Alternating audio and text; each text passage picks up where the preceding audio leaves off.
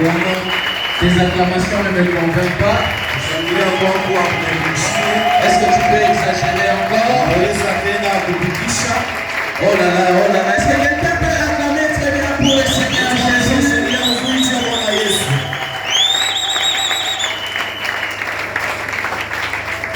Que le nom du Seigneur soit béni. Je dis merci au Seigneur pour l'occasion qu'il nous donne. Nous allons partager la parole de Dieu. J'aimerais que tu sois vraiment attentif. Parce que nous ne serons pas longs. Le Seigneur nous donnera l'occasion dans la semaine, on va parler. Mais pour les peu que nous allons partager, si tu le reçois très bien, la grâce de Dieu va commencer à agir déjà dans ta vie. Est-ce que quelqu'un me dit Amen? Je disais, si tu reçois très bien le message de ce matin, la grâce de Dieu va commencer déjà à agir dans ta vie. Si tu dis Amen, qu'il en soit ainsi. Alors nous sommes toujours dans notre grand thème qui dit l'Église et les finances. Est-ce que tu peux dire avec moi l'Église et les finances? Bien aimé dans le Seigneur, être riche, ce n'est pas un péché. Alléluia. Est-ce que tu peux dire à ton voisin, être riche, ce n'est pas un péché? Même s'il t'intimide avec son regard, dis-lui, regarde et dis-lui, être riche, ce n'est pas un péché. Que la richesse de l'Éternel soit avec toi au nom de Jésus. Si tu dis Amen, commence déjà à être riche au nom de Jésus. Si tu dis Amen, que les voies de la richesse s'ouvrent au nom de Jésus. Alors le sous-thème sur lequel nous allons parler, il veut simplement dire la libéralité, source de grandes bénédictions. Est-ce que tu veux dire la libéralité? Source de grandes bénédictions. Dis encore la libéralité. Source de grandes bénédictions. Gloire à notre Dieu. Est-ce qu'on peut acclamer pour Jésus? Bien-aimé, n'est pas de dictionnaire. La libéralité veut simplement dire être disposé à donner de façon généreuse. C'est ça la libéralité. Et vous allez constater qu'aujourd'hui dans l'église de Dieu, ce sont des choses qui tendent à disparaître. Pourtant la libéralité, c'est un secret au travers lequel Dieu passe pour enrichir la vie de quelqu'un. Je te dis la vérité, mon frère et ma soeur. Il n'est personne qui est donné à Dieu et qui reste dans la pauvreté. J'aimerais te dire que l'argent que tu as dans ta poche, c'est Dieu qui a mis cet argent. Les biens que tu as dans ta maison, c'est Dieu qui les a mis là-bas. Et lorsque tu donnes à Dieu de façon libérale, en vérité, tu n'es pas en train de t'appauvrir. Mais tu es en train de t'enrichir au contraire. Vous savez, le mot le plus essentiel dans la libéralité, ce n'est pas de donner. Là, ce n'est pas un problème. Donner, ce n'est pas un problème. Parce qu'il y a des gens qui donnent de plusieurs façons. Il y en a qui donnent parce qu'on les force à donner. Il y en a qui donnent par contrainte. Il y en a aussi qui donnent parce qu'ils sont gênés. Il y en a aussi qui donnent parce qu'ils sont orgueilleux. Il y en a qui donnent pour être vus. Et lorsque vous donnez de cette façon-là, Dieu ne fera jamais rien lorsque vous donnez de cette manière, le ciel ne sera pas ouvert pour vous. Parce que vous ne donnez pas de manière généreuse. Donc donner, ce n'est pas un problème. Mais l'essentiel, c'est comment est-ce qu'on donne. C'est là que la Bible dit, selon la définition que je donnais, que la libéralité c'est donner de manière généreuse. Ici, le mot le plus essentiel, c'est de donner de manière généreuse. C'est pourquoi vous allez constater que même la femme qui a donné une pièce, le ciel a agréé son offrande. Pour ceux-là qui ont donné des millions, parce qu'au-delà de donner, il faut donner avec générosité. Donner avec générosité, ça veut dire quoi? C'est-à-dire donner avec un cœur libre. Pas seulement avec un cœur libre, mais aussi avec un cœur joyeux. Gloire à notre Dieu. Nous lisons 2 Corinthiens 9, le verset 7. Il faut donner avec générosité. C'est lorsque vous appliquez cela que le ciel se déclenche. C'est lorsque vous donnez avec générosité que quelque chose se passe. Nous lisons la parole de Dieu. Nous lisons 2 Corinthiens 9, le verset 7 au nom de Jésus. Que chacun donne comme il a résolu en son cœur, sans tristesse, ni contrainte, car Dieu aime celui qui donne avec joie. Amen. Est-ce que tu peux relire encore? Relis encore ça. Que chacun donne comme il a résolu en que son chacun cœur. donne comme il a résolu dans son cœur. Attends. Je voudrais ouvrir une parenthèse. Vous savez, c'est triste dans l'église. Je vais prendre un exemple très bas. Les habits que tu portes là, tu les as préparés depuis quand? Il y en a qui ont préparé samedi. Il y en a qui ont préparé vendredi comme chez moi. Ma femme, il suffit seulement qu'elle voie le courant à se repasser. Alléluia. Tout ce que vous avez sur vous, vous l'avez préparé bien avant. Mais quand il s'agit de donner à Dieu, c'est à l'église.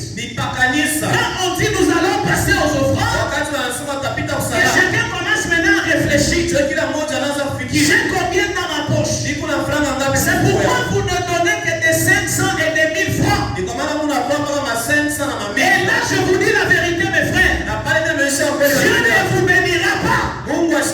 Ce qu'on donne à Dieu, ça se prépare. On ne le fait pas dans l'église, mais on le prépare.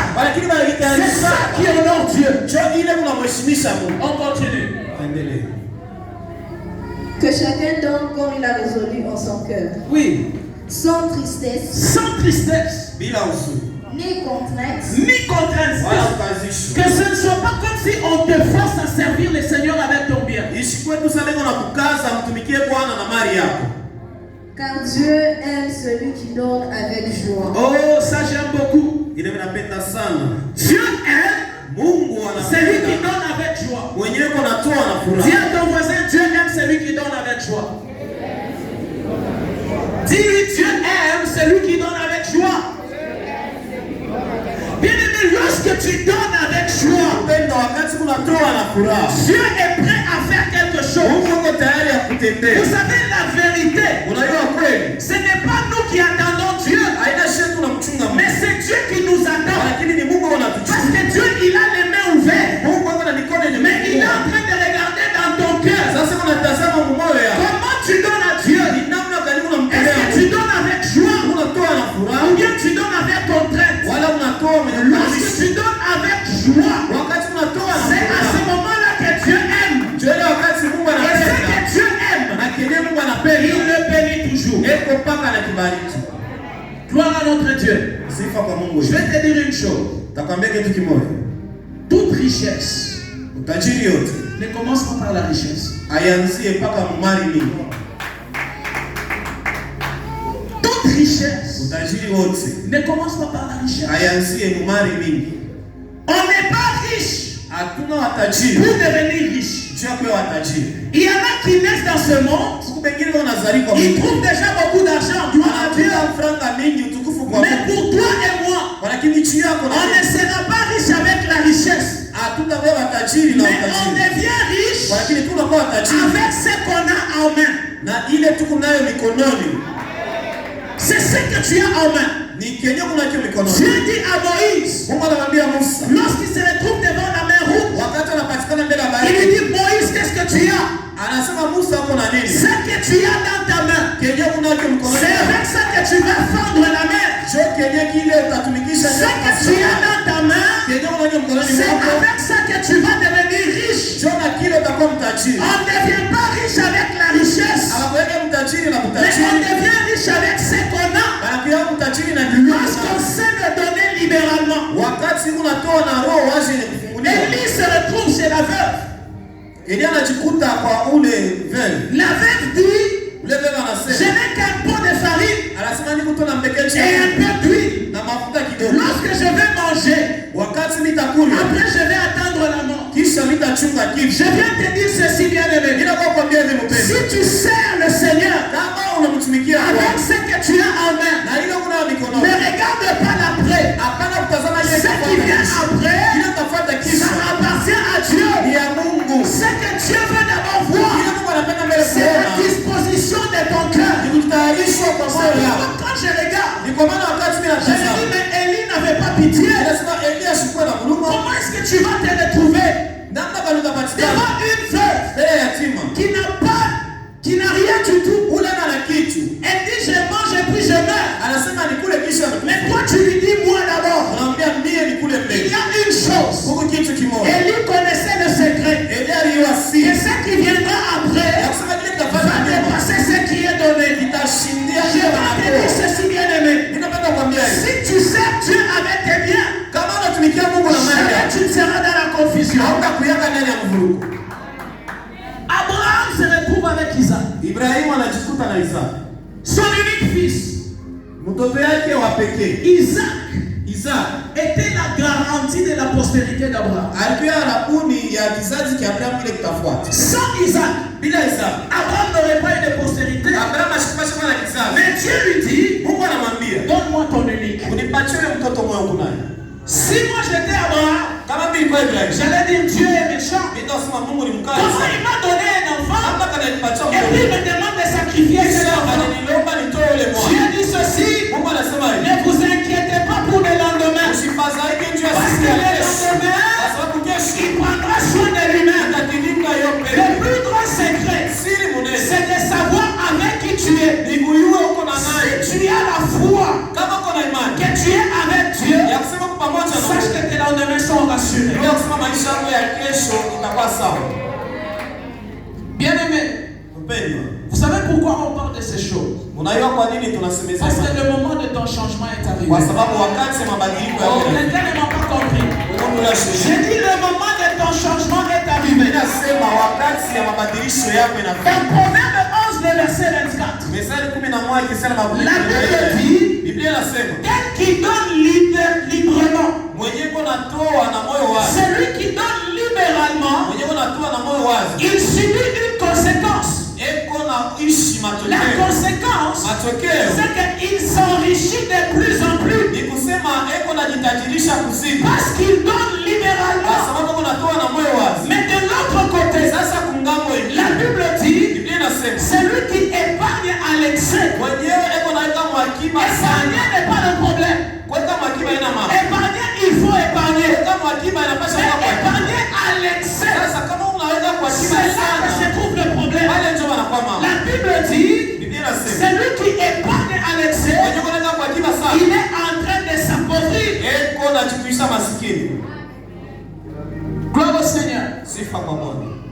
La libéralité. Avec Dieu, on ne calcule pas. Pamoja na Mungu amefanyike mahesabu.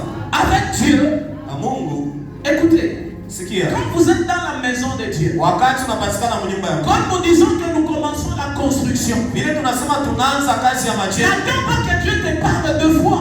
Hapana kuchunga Mungu anze kwa kusema. N'attends pas qu'on insiste. Hapana kuchunga shetu. Mais lorsque tu entends quelque chose, Lakini wakati unasikia kitu, sois prompt à agir. kuya tayari Parce kukubali. que la bénédiction de l'Éternel, Kwa sababu baraka ya milele elle suit tout celui qui agit libéralement. iko napata wote leo natenda huru. Je me souviens un jour, Nakumbuka siku moja, les mamans avaient un travail ici. wamama walikuwa na kazi moja hapa. Elles ont travaillé, c'était un très bon travail. Walitumika, ilikuwa kazi nzuri kabisa.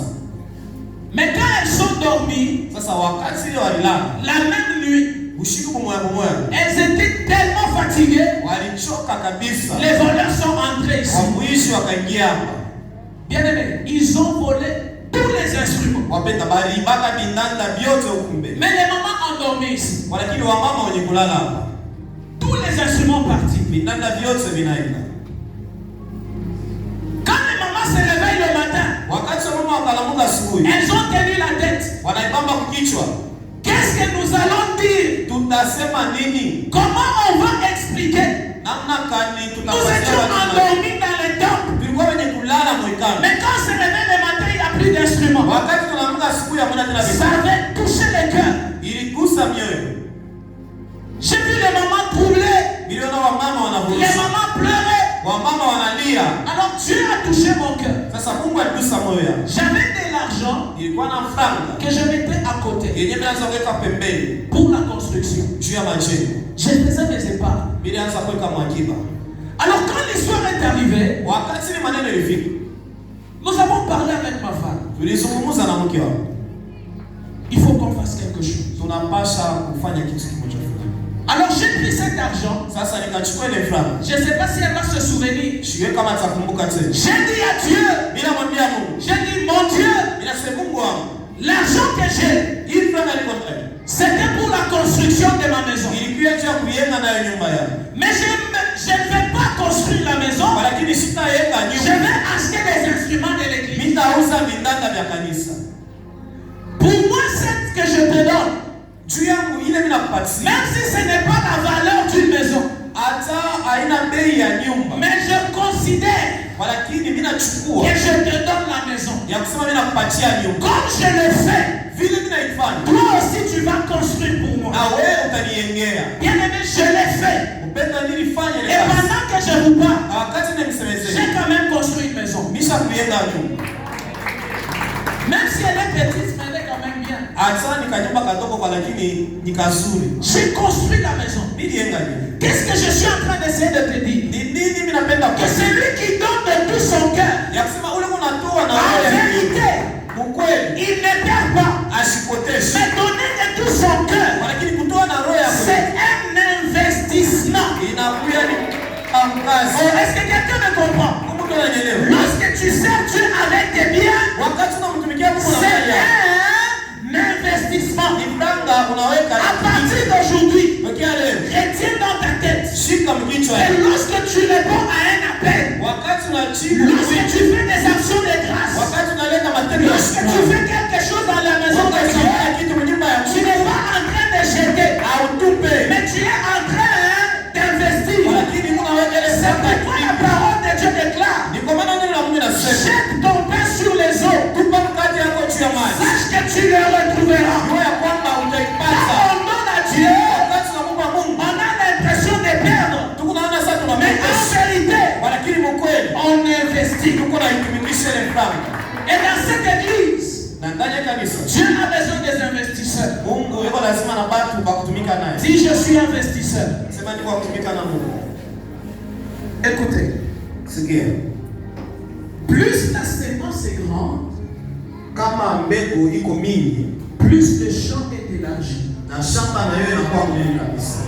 Plus le champ est élargi, Kama shamba inakuwa mnene kabisa, plus la récolte est abondante. mavuno na yeye itakuya ya Est-ce que j'ai mbele. parlé à quelqu'un? Unasema na Mungu. Si moi j'ai 10 kilos de semences, Kama mimi niko na 10 kilo ya mbegu. je vais planter sur un espace Vitaipanda pa kafasi moja. Plus petit. Kafasi kidogo. Mais si une autre personne Kama mtu mwingine a 50 kilos de semences, eko na 50 kilo ya c'est-à-dire mbele. que son champ sera plus grand. Shamba yake itakuwa mbele Au kabisa. moment de la récolte, Wakati ya mavuno, toi qui as semé 10 kilos, wewe ule ulipanda faut pas chercher à récolter à la même hauteur que celui qui a semé 50 kilos. Usitafute uvune mwingi mmoja na ule alipanda 50 kilo. C'est pourquoi lorsque tu parles de la libéralité, Kwa maana Mungu wakati unasema maneno tu ne fais pas quelque chose. kama ufanye kitu, Tu ne fais pas quelque chose kama ufanye kitu, comme l'autre l'a fait. aufanye kitu La libéralité, kutoa na c'est moyo. lorsque tu touches ton cœur personnellement. Ni wakati Mungu anagusa moyo wako kwa Si pekee. maman Jolie a acheté des lumières, Kama mashauri ya Luza hii moi tu madam. m'as poussé à acheter un baf. Mie Mungu ananisukuma ninunue baba. C'est le libre arbitre. Ni wewe mwenyewe peke yako C'est unazamilia. ça la libéralité. Njoo kutoa na moyo wazi. Je vais chuter par quelque chose. Tamaliza na kitu kimoja. Gloire au Seigneur. Sifa kwa Bwana. C'est vrai, Iko hivi. on nous déclare riche. Bana tukiri tuko watajiri. On reçoit avec la foi. Tuko napokea kupitia imani. Nous disons Amen. Tunasema amina. Mais ce n'est pas tout. Lakini haimalizikie pale.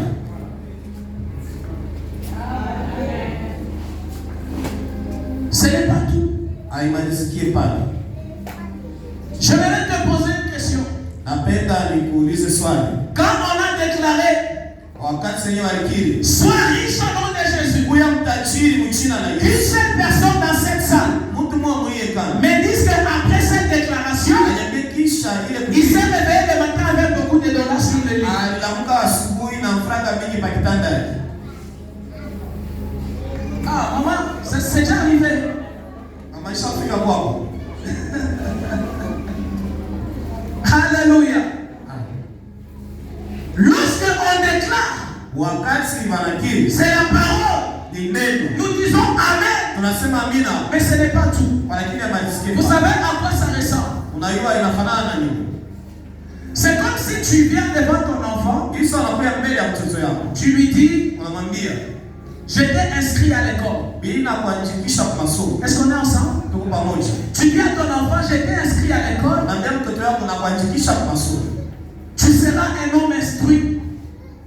Tu seras un homme instruit. Utakuwa mtu mwenye kufunda. Tu vas porter l'uniforme. Utavala uniform. Tu vas porter de nouvelles chaussures. Utavala vilato Tu vipya. vas étudier dans une bonne école. Utajifunza masomo mzuri. L'enfant est content. Mtoto anafurahia. Mais si tu ne montres pas le chemin de l'école à l'enfant, Sasa kama awambie mtoto njia, c'est-à-dire que tout ce que tu as fait, c'est peine perdue. ni kusema vitu vile ulifanya ni kazi ya Mungu. Tu dis à quelqu'un, je t'ai trouvé du travail. Unaambia mtu mwingine apata kazi ya Tu seras bien payé. atakulipa mzuri. Tu vas construire la maison. Utaenda nyumba. Tu vas voyager. Utasafiri. Mais si je ne lui montre pas là où il va travailler, c'est-à-dire que tout ce que je lui ai dit, c'est nul.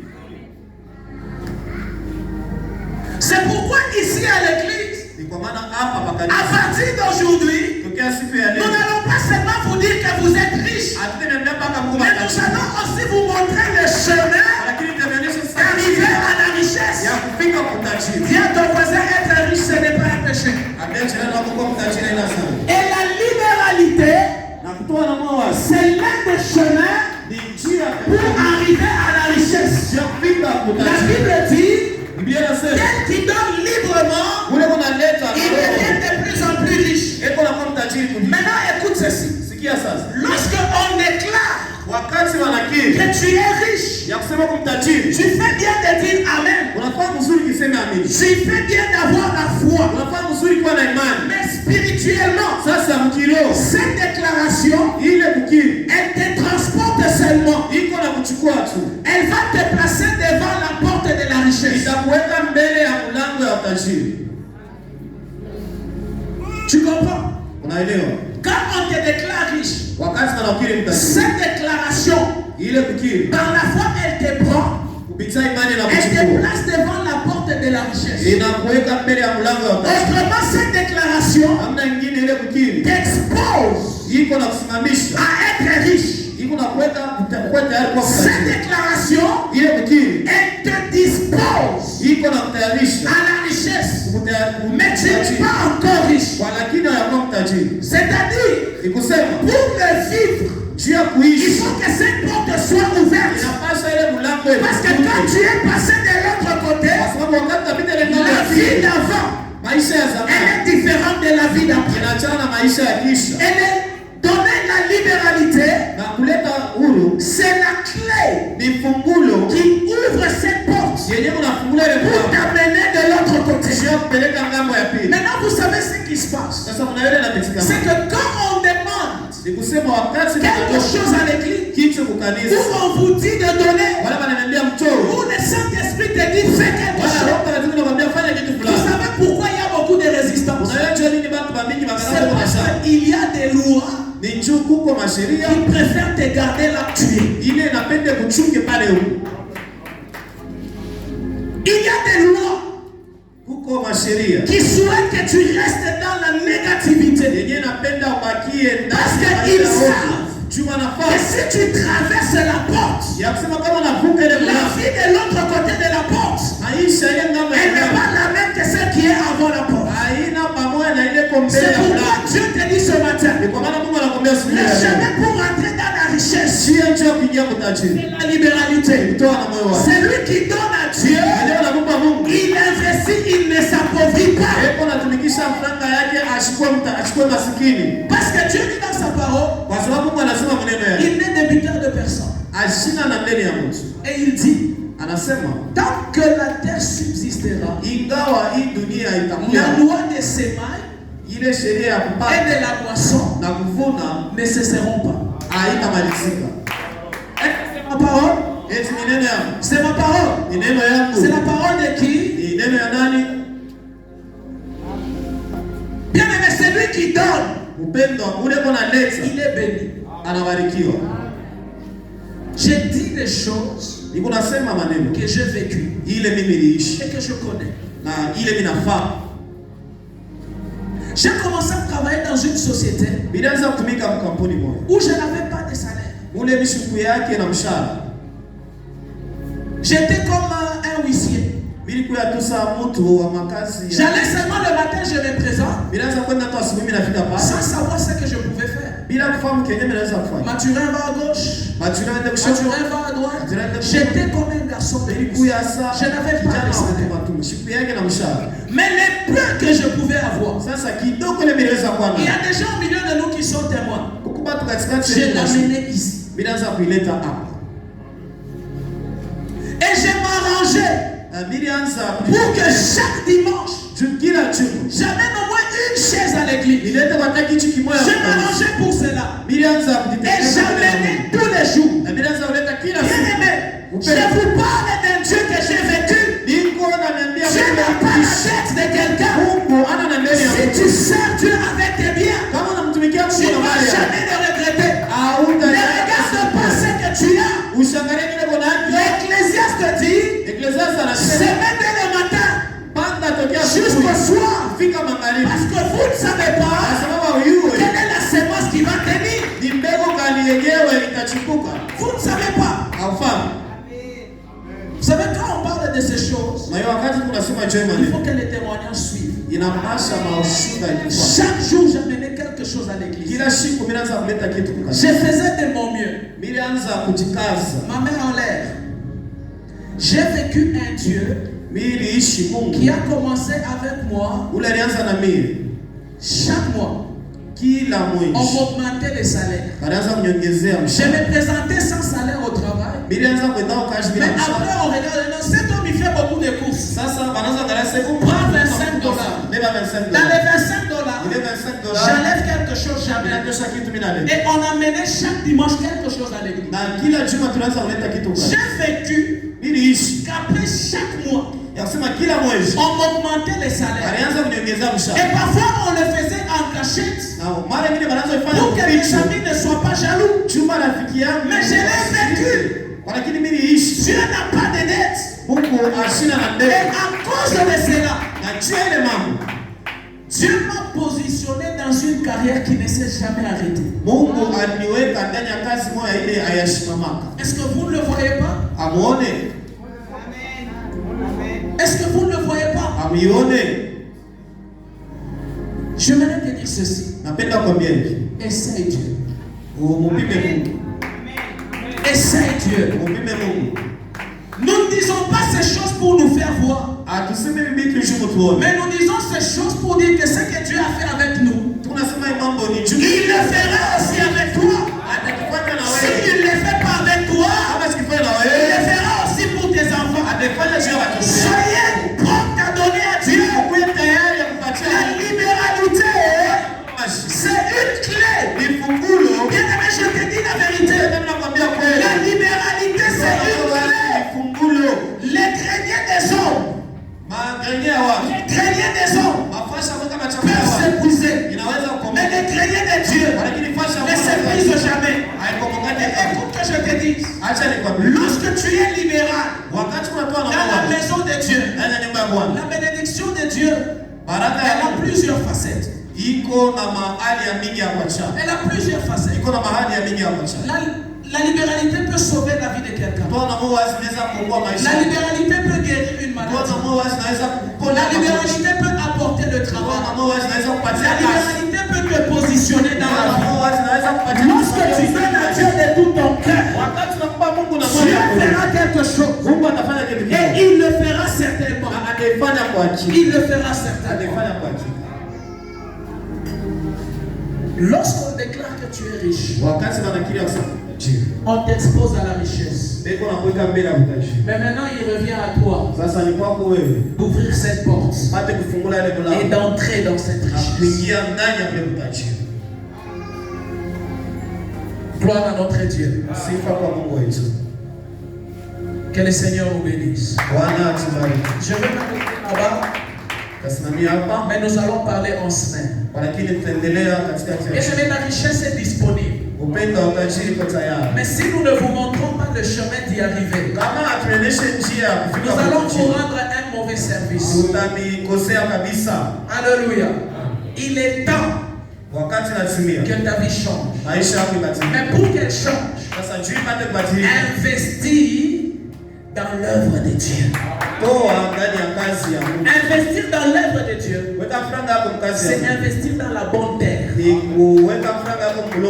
C'est investir dans la terre adéquate.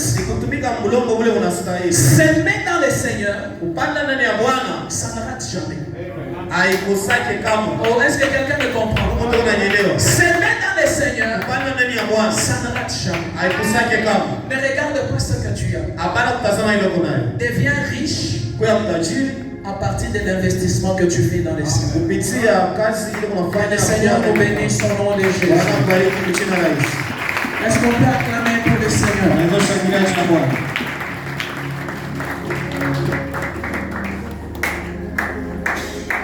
Gloire à Jésus.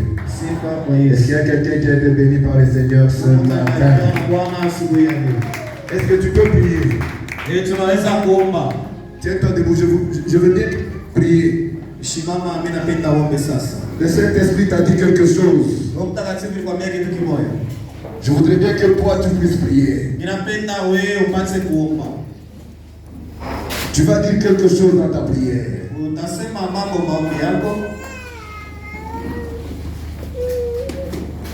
Tu vas déclarer avec foi. Seigneur, mes mains vont te servir avec de l'argent. Alléluia. Est-ce que tu peux déclarer? Seigneur, mes mains que voici vont te servir avec de l'argent que toi tu vas mettre dans mes mains. Comment? Au nom de Jésus. Et ta voix commence à prier. Parle bien, montre tes mains, Seigneur, mes mains vont te servir. Mes mains vont te servir avec la que toi tu vas placer. Mes mains te serviront, Seieur, avec l'argent que toi tu vas placer entre mes mains. Mes mains te serviront avec l'argent que toi tu vas placer entre mes mains. Mes mains te serviront avec l'argent que toi tu vas mettre entre mes mains, Seigneur. Parle avec foi, déclare. Parle avec foi, c'est te servir avec l'argent que toi tu vas placer entre elles et mettre servir Seigneur avec l'argent que toi tu as placé entre elles. Regarde où tes mains et déclare. Regarde où tes mains et déclare. Regarde où tes mains et déclare. Seigneur, mes mains te serviront avec l'argent que toi tu vas placer entre elles. Avec l'argent que Dieu va placer entre tes mains. Avec l'argent que Dieu va placer entre tes mains. Prie bien-aimé et déclare. Prie bien-aimé et déclare. Prie bien-aimé et déclare. Prie bien-aimé de construire le temple à Seigneur. Et cela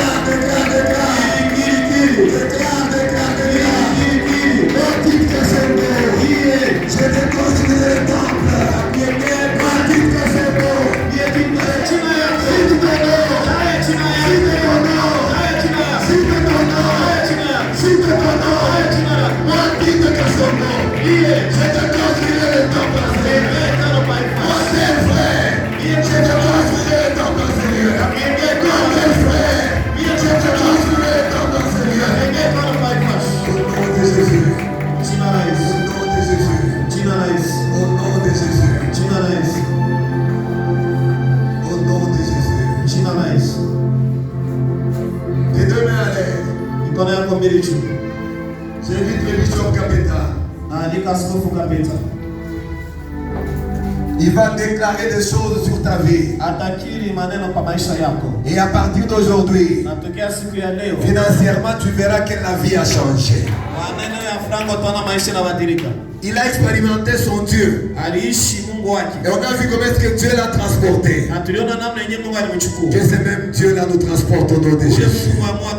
Mets tes deux mains à l'air. Hallelujah. Father, in the mighty name of Jesus, the name above all names, Father, we stand as your priest. I decree and I declare every spirit of poverty to move from the life of your people in the mighty name of Jesus.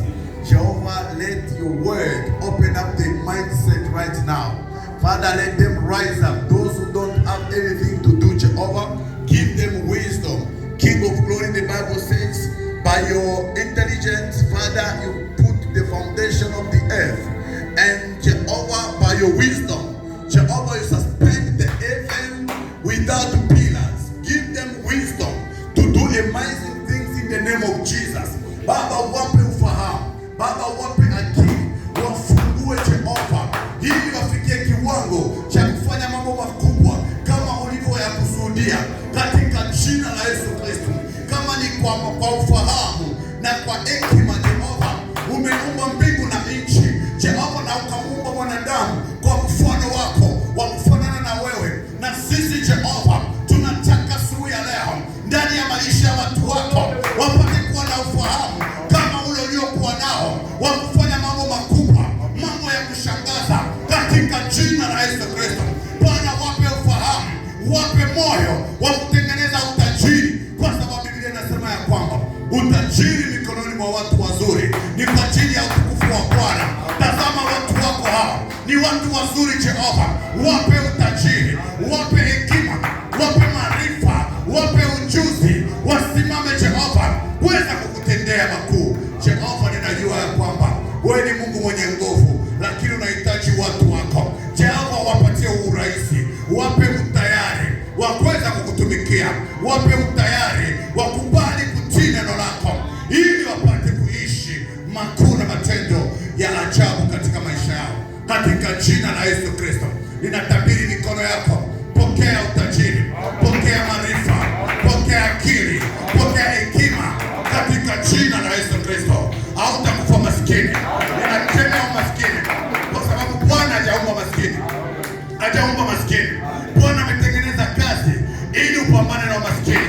Biblia inasema yoyote asiyefanya kazi asitakula.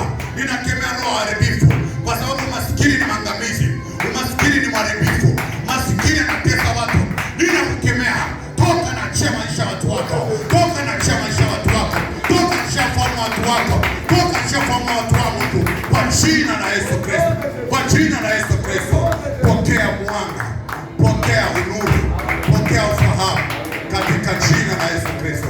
Ninaomba na kushukuru. Amen. Sema amen, sema amen, sema amen. Alléluia.